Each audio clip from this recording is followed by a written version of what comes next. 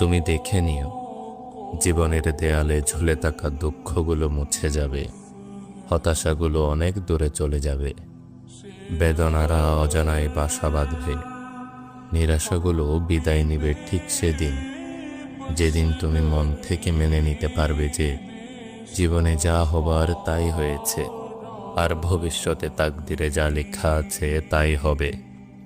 দুঃখ আর আফসোস করে লাভ নেই, পেরেশানি আর দুঃখ করে কখনো তাকদিরের লিখিত জিনিস কখনো পাল্টানো যায় না।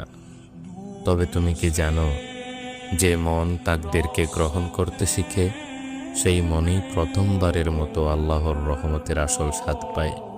কারণ যেটা চলে গিয়েছে সেটা হারায়নি, বরং তোমার জন্য আল্লাহর রহমতের দরজা খুলে দিয়েছে।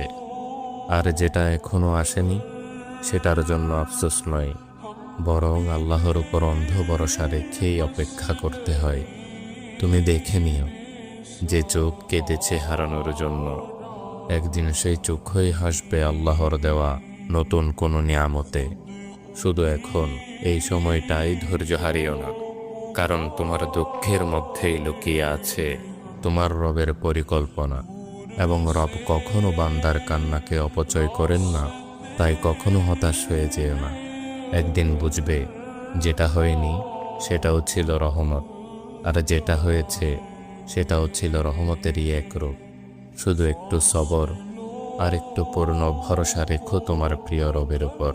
দেখবে জীবনে যত দুঃখ আসুক সব কিছুই আল্লাহর রহমত মনে হবে, ইনশাআল্লাহ।